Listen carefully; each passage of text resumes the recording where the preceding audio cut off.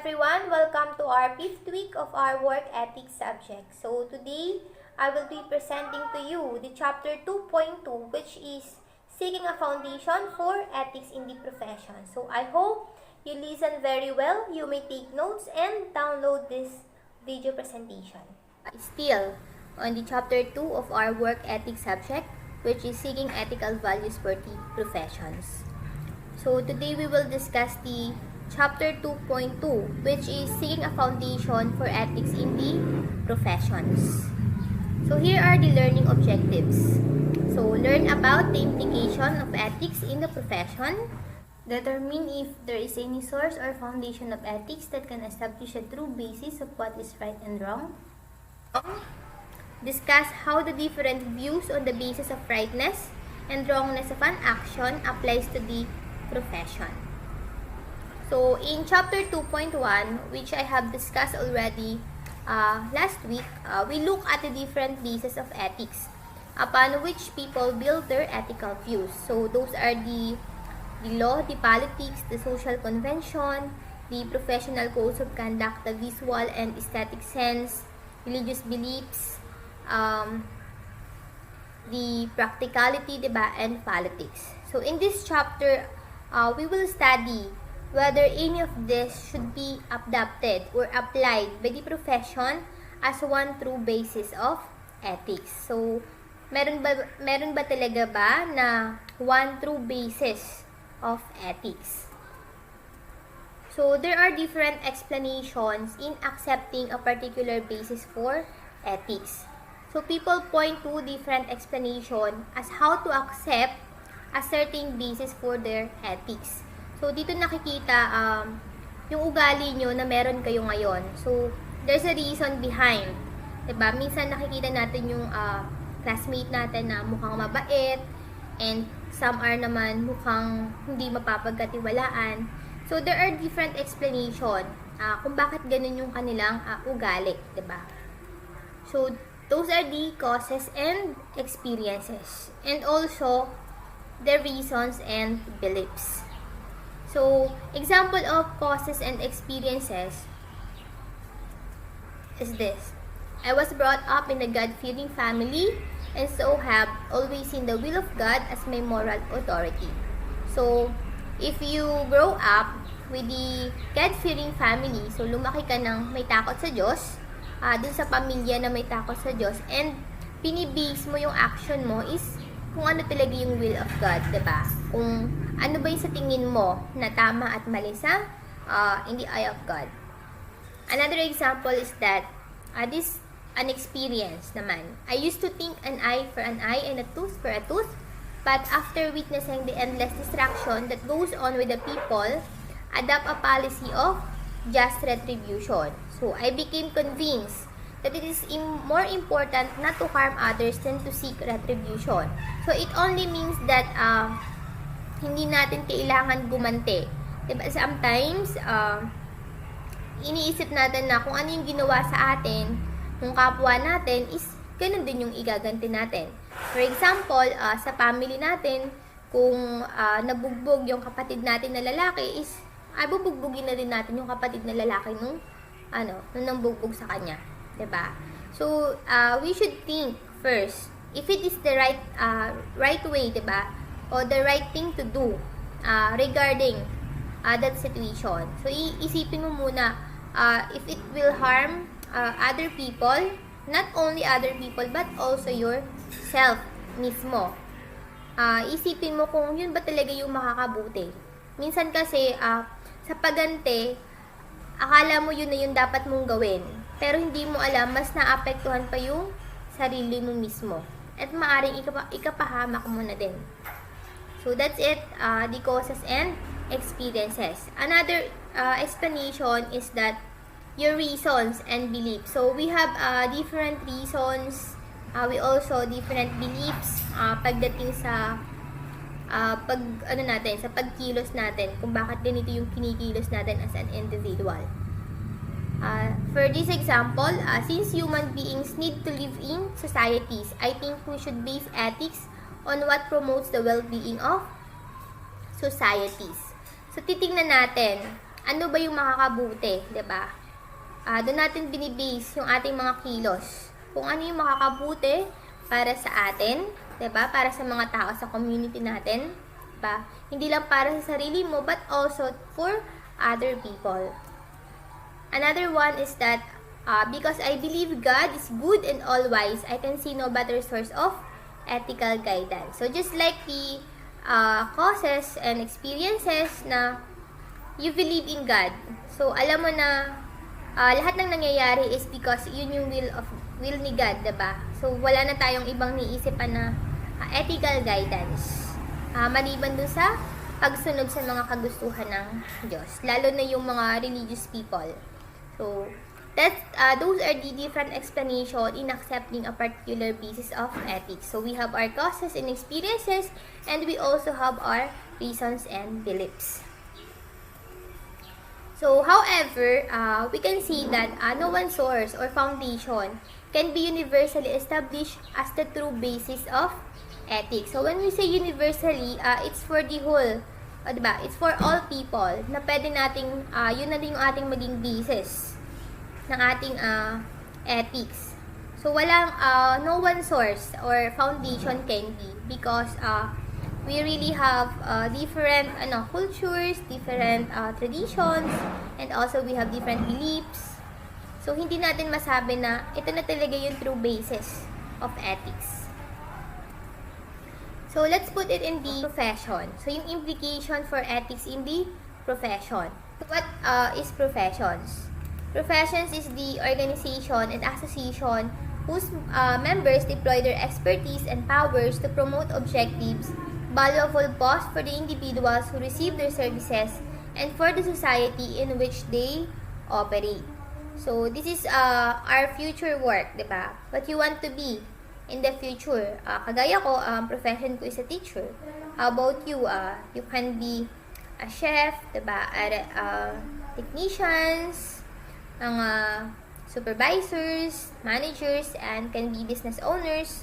So, that will be your profession. And then, sa profession na yun, ano ba yung objectives mo, diba? Makapagbigay ka ng tamang services, ng right services to your clients. And also, in the community that you operate, diba? Hindi mo lang iisipin yung para sa individual. Kung nasan man yung trabaho mo, titingnan mo din yung community, yung mga tao dun sa sa lugar na pinagtatrabahuhan mo. So, how these objectives will be fulfilled? So, it will be fulfilled when professions operate in a way that their services are equally available and appropriate to members of all cultures and traditions. So, it only means that we do not disregard other people with different religious beliefs, with different cultures. We equally serve our services to all members in the society. So, hindi porket taga-ibang bansa siya or iba yung culture niya, iba yung religion niya, hindi na natin bibigyan ng tamang serbisyo. For example, here in our province, mayroon turista na pumarito and then naghingi ng services natin. Hindi natin pwedeng na lang siya, i-disregard na hindi pwede kasi ang binibigyan lang namin ng services ay yung mga taga rito. So, hindi pwedeng ganon.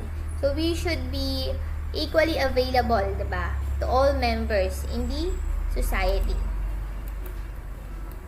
So, there are two kind of professionals. The non-representative professionals and representative professionals. So, sa tingin nyo, saan ba tayo nakapaloob? Sa non-representative ba or sa representative? So, when we say non-representative professionals, so they have no acknowledged grounds to claim any view as the true basis because they do not explicitly represent any particular secular or religious viewpoint. So, wala tayong nire-represent na kahit anong particular group, 'di ba? Or religious group, 'di ba? Wala tayong hindi porket ito na yung profession na pinili natin is sinasabi natin na ito ay para sa mga Christians lang, 'di ba? Para sa mga ganitong reliyon lang. Hindi pwedeng ganon. So, ito yung non-representative professionals. They do not have or they do not represent any particular or secular religious viewpoint. So, those are the teachers, nurses, doctors, and any other professions. Even you in the future. So, tayo yon, kagaya ko. Isa ako dun sa mga non-representative professionals. Kasi wala akong pinipili na tao. So, lahat ay binibigyan ko ng services. Next is the representative professionals. So, they may have acknowledged grounds for stating that a particular basis of ethics is the true one for them. Because ito yung kanilang tinuturo. Ito yung kanilang pinaniniwalaan and they want their yung mga kasama nila, mga kagrupo nila, or mga kapanampalataya nila, of course, is yun yung susundin. At yun yung sinasabi nila na ito yung dapat natin gawin. So, those are the priests, diba, gurus, and other religious leaders. So, those are the representative professionals. Pag sinabi nating nagre-represent ng religious viewpoint or any groups, sila yung mga representative professionals. Yung mga non-representative professional naman, kagaya natin, we do not represent any religious viewpoint or any particular groups. Hindi natin nire-represent yun. So, wala tayong sinasabi na ito yung true basis natin ng ethics. Kasi nire-regard natin yung cultures and ethical values ng ibang tao.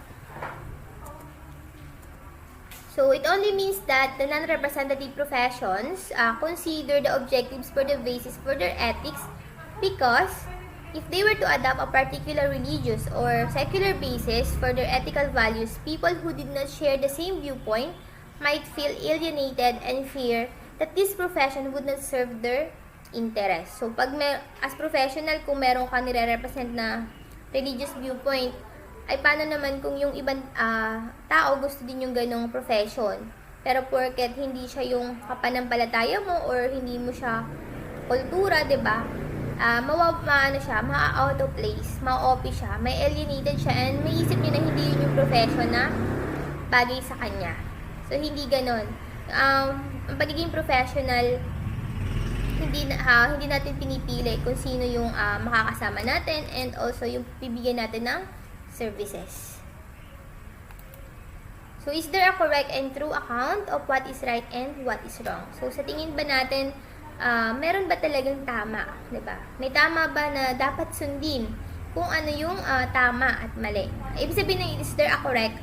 Meron bang tama or totoong account na ito na ba yung tama, ito na ba yung mali? Diba? As we grow up, we are led to believe that there is true account and of what is right and wrong. Siyempre, bata pa lang tayo, pinapamulat na yun sa atin ng magulang natin na ito yung tamang gawin, ito yung maling gawin. Alam na natin yon. Habang tumatanda tayo, nalalaman na natin na meron talagang tama at meron ng mali. But the question is, yun ba talaga yung totoo, diba? Tama na ba yun na yun na yung tinuro sa'yo na tama at yun na yung mali? For example, we were led to believe that it is true that telling lies or breaking promises is wrong. And it is just an opinion that our parents or our community happen to hold. Diba? Alam naman natin na masamang magsinungaling. Masamang hindi tumupad ng kanilang pangako. But also, there are some instances na meron tayong tinatawag na white lies. So, pagsisinungaling pa rin siya, pero sinabi siyang white lies. Kasi nga, it is for the good naman nung tao, diba, na involved. So, is there any ideas ba of true ideas of what really is right and wrong? So, meron ba talagang tama na idea? So, meron ditong relativist view and the objectivist view. So, yung sino-sino ba tong mga relativist and objectivist? So, relativists are the people who believes that there are no such ideas and that to search for them shows a misunderstanding of the nature of ethics. So, wala daw sa kanila. There's no such ideas of what really is right and wrong because para sa kanila, kung ano yung opinions nung isang tao, kung sa tingin niya yun yung tama, yun na yung tama. If sa tingin niya yun yung mali, yun yung mali. So, pag sinabi kong ito ang tamang gawin, ito yung gagawin natin na tama. Pag sinabi kong mali yun, mali. So, the problem is, nagkakaroon ng misunderstanding. Kasi sometimes, hindi naman natin pwedeng sabihin lahat ng sa tingin mo ay tama, yun na yung tama. And then, meron din namang mali na minsan, siya yung nagiging tama, diba? And another one is the objectivist. So, this is the people who maintain that there is a correct view of ethics and that there are objective truths about what is right and wrong that apply to all people at all times. So, ito naman, meron silang pinagbabasehan talaga. Meron talaga silang objectives na ito yung tama at tamang gawin, ito yung dapat gawin to all people. Para sa kanila, para sa lahat ng tao na kailangan sundin. But not all people can accept such objectives. Minsan hindi natin matanggap na yun yung dapat gawin for some reasons that will be discussed as we go on with the discussions. So what is relativism? They consider that what we call ethics is merely the sum total of these cultural and individual opinions, since people's ideas of what is right and wrong vary according to their society, culture, or individual inclination. So they base on opinions. So inisip lahat ng sinasabi ng mga tao na kung yun ang tama, yun yung tama, 'di ba? Pag iisip mo na yun yung mali, yun yung mali. And then this is the statement about what is right and wrong expresses opinions, not truths. So kung ano yung opinion ng isang tao, yun na yung pinaniniwalaan nyo na tama. So, hindi na natin nakikita yung buong katotohanan. Ano ba yung nangyari? For example is the sexual harassment. Diba yung sexual harassment, ito yung ina-accuse, diba? Involved dito yung babae at lalaki. So, ina-accuse ng woman na nababasta siya. So, the woman feels that the situation is wrong. But, sabi nung lalaki, he feels that the situation is right. Pag sinasabi niya na, wala naman akong ginagawa ang masama sa'yo, tinitingnan lang kita, and wala akong intention na masama. Pero feeling ng babae na nasa maling situation na siya. Sometimes, kung ibibase natin dito sa dalawang opinion na ito, syempre titingnan natin kung alin yung tamang opinion. So maaaring magkamali tayo na ang mapili natin is yung sabi ng lalaki, ay tama naman siya kasi wala naman siyang intention na ganun. But nawawala yung yung totoong nangyari. Sometimes totoo naman talaga yung sinasabi ng mga babae, lalo't mga babae yan. Ramdam na ramdam natin yung situation kung nababastos na tayo or hindi. So ito yung statement about what is right and wrong that expresses opinions, hindi yung totoong nangyayari. So what are the view of relativists? So, they cannot escape from ethical opinion, they cannot step aside their own opinion, and no one can ever claim to have opinion-free, objective, true, and correct ideas of what is right and wrong that should be adhered to by everyone. Kasi lahat ng tao, pag sinabi nilang kung sino man yung tao na sabihin nila siya yung tama, siya yung tama. Kung sabihin nila siya yung mali, siya yung mali. So, they're more on opinion. So, hindi natin masabi na opinion free kasi nga, they based on the ethical opinions. So, they're also nihilist. So, from the Latin word nihil means nothing. So, they believe that ignoring ethics altogether is justifiable because, according to them, why should they conform to what ethics tell them what to do if it's just a matter of opinion, diba? Okay lang sa kanila yon na hindi nila sundin kung ano yung sinasabi ng ethics. And wala silang belief sa morality, diba? Sabi nila, the idea that we have ethical obligation is an illusion. Illusion lang daw yung magkaroon ng ethical obligation. And the ideas of what is right and wrong are fantasies just like Santa Claus. So, kilala nyo naman si Santa Claus, diba? Sabi ng mga magulang natin ng bata pa tayo, pag nagkakabait ka, magkakaroon ka ng regalo kay Santa Claus. But the truth is, wala naman talaga si Santa Claus. So, yun yung mga nihilist. Wala silang pinaniniwalaan. That's why relativists disagree with their views because individuals still have ethical obligation even though there is no account of ethics that can claim to be objectively true. So, kahit kiniklaim natin na wala talagang account ng ethics, na siya na talaga yung tama.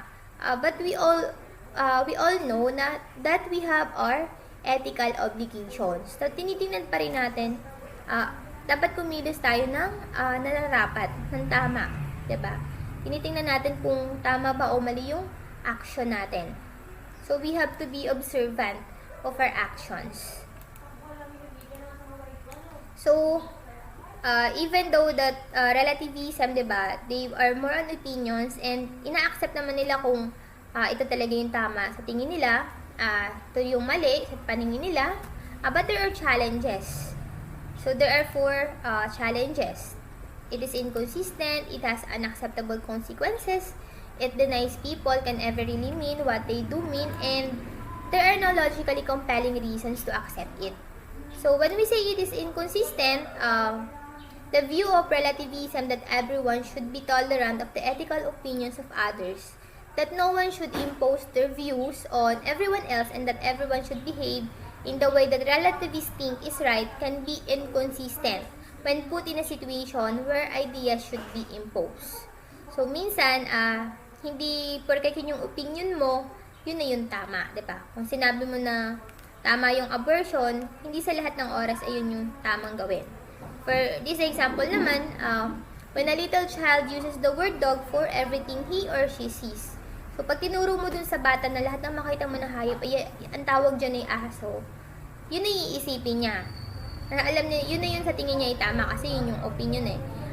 But, hindi naman lahat ng hayop ay aso. And we all know that. So, it only means that hindi lahat ng iniisip mo na tama ay tama talaga. That's why relativism view is inconsistent.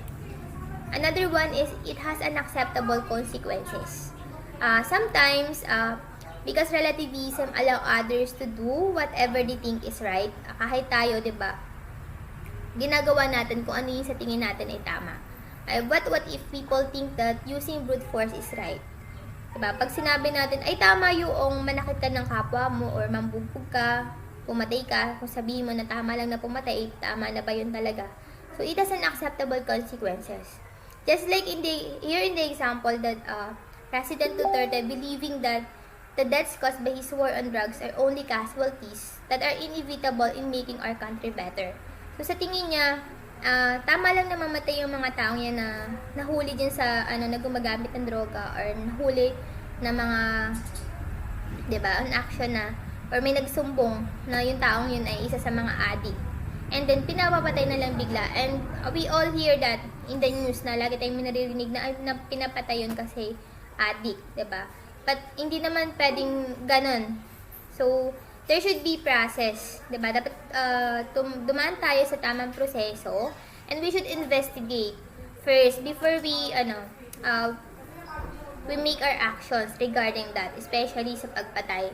And we also na bawal talaga yung pumatay, diba? Dapat tinitingnan natin ano ba talaga yung nangyari? What is the situation? Or sometimes, merong mga tao na pwede naman nating bigyan ng chance to explain themselves and para magbagong buhay na din.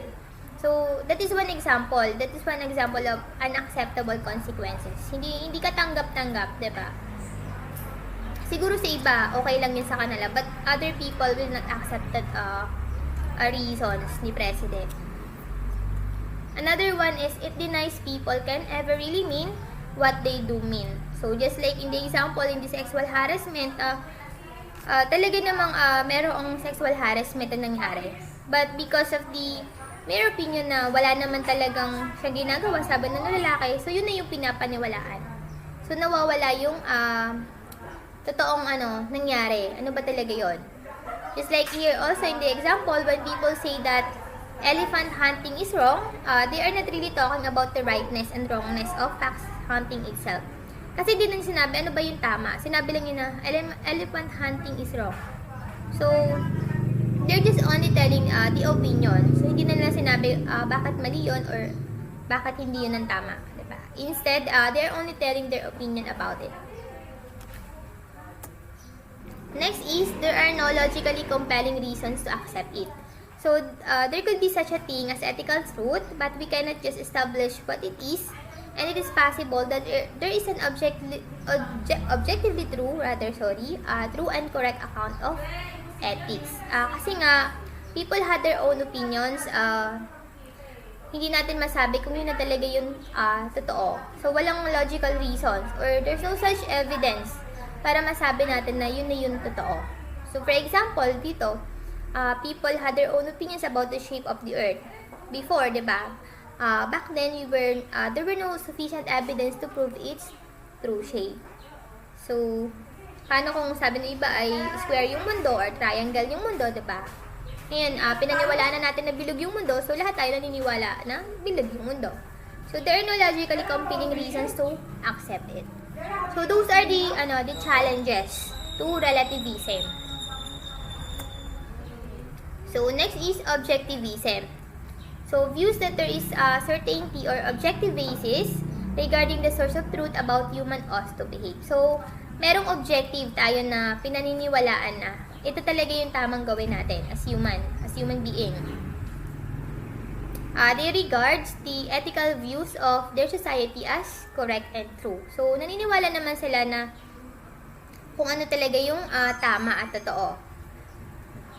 And the problem is the impossibility of convincing people of all religious and secular tradition to have same views as the one your society holds. So, nangyayari ito, lalong-lalo na sa government sector and the religious sector. So, minsan, hindi sila nagkakaroon ng pagkakaunawaan. So, nagkakaroon ng misunderstanding and hindi sila nagkakasundo regarding some laws na pinapatupad ng ating government and the religious sectors are against it. For example,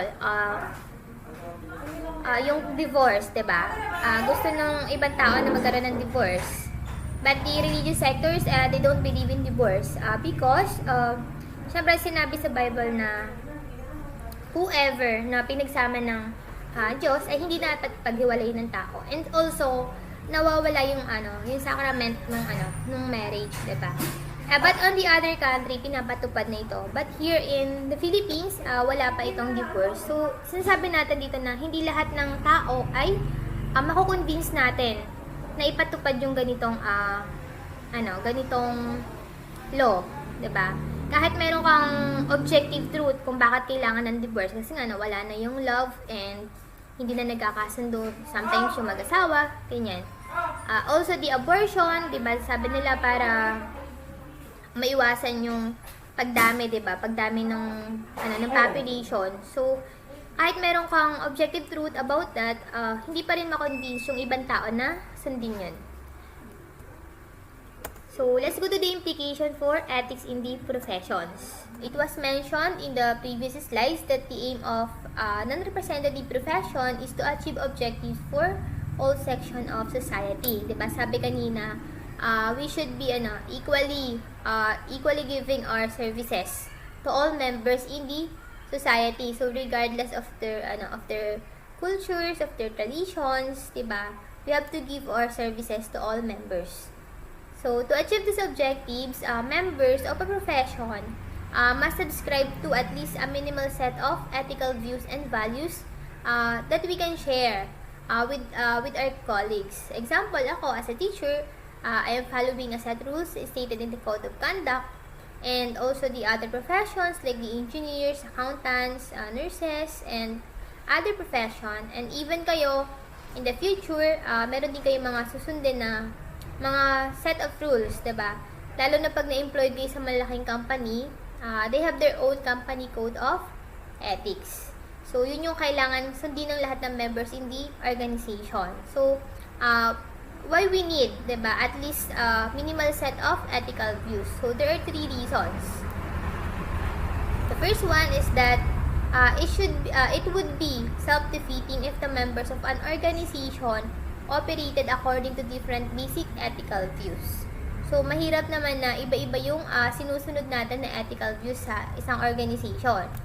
For example, if I believe that it's okay to give any grade A1 to my student while other lecturers believe that a criteria should be followed in grading a student, the value and meaning of the assessment would be destroyed. So, hindi pwede na susundin ko yung sarili kong kagustuhan hindi rin naman pwede na kung ano yung kagustuhan ng ibang lecturers yun yung susundin. So, we should believe on one ethical views. Kung kailangan lahat ng CL ay sumunod sa criteria, then yun yung kailangan sundin. So, nagkakaroon ng self-defeating kapag iba-iba yung sinusunod na ethical views. So, the next reason is that clients will not seek an organization service if the profession is not seen to adhere to known ethical values. So, tinitingnan muna ni clients kung ano yung services na binibigay ng organization. Kapag nakita niya na unethical yung service na binibigay, so, maaring hindi na siya magpa-service, diba, dun sa isang organization. Or kung meron kung for example, yung company sa restaurant, and then, ako yung clients, and hindi ko nagustuhan yung service na binigay ng mga employee dun sa isang restaurant. Maaari na the next time hindi na ulit ako mag-order dun sa restaurant na yon. So just like here also in the example that a student should know about the views of a lecturer holds and should be able to trust their objectives before enrolling in their class. So titingnan nyo din as a student kung sino yung lecturer or sino yung teacher ninyo.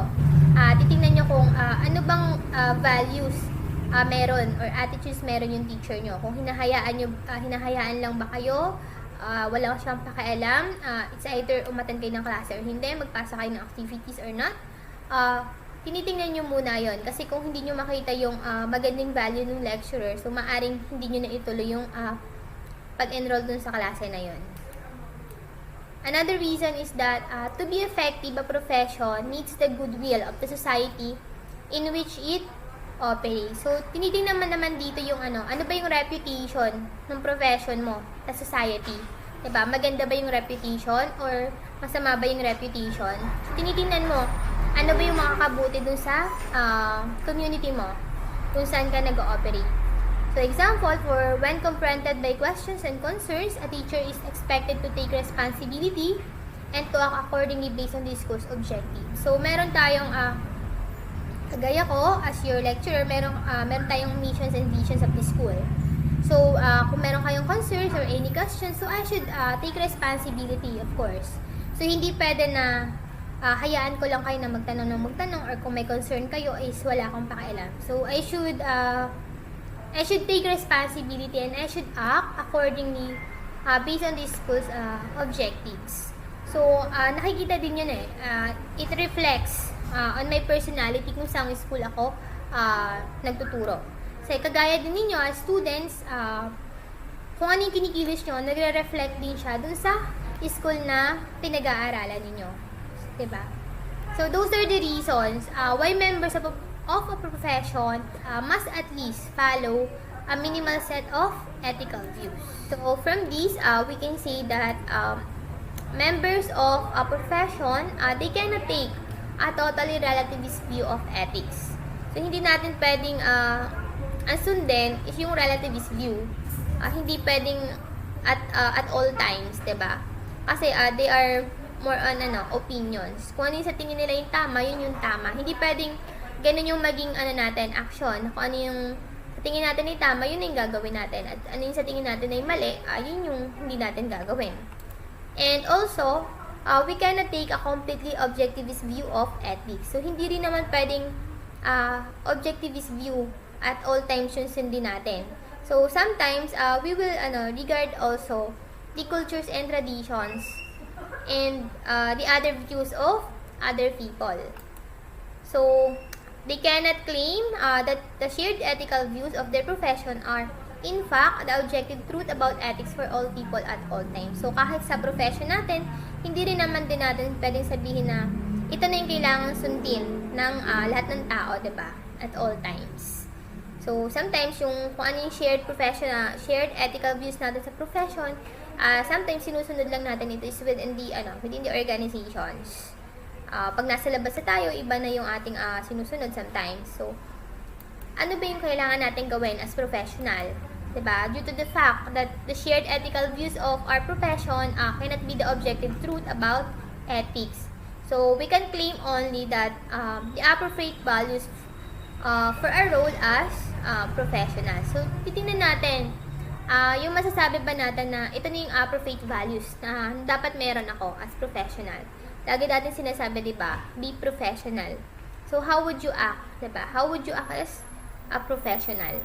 So, you should be observant of your attitudes, of your behaviors toward your work. So, yun yung pinag-aaralan natin dito sa work ethics, di ba? Work ethics is your attitudes towards your work.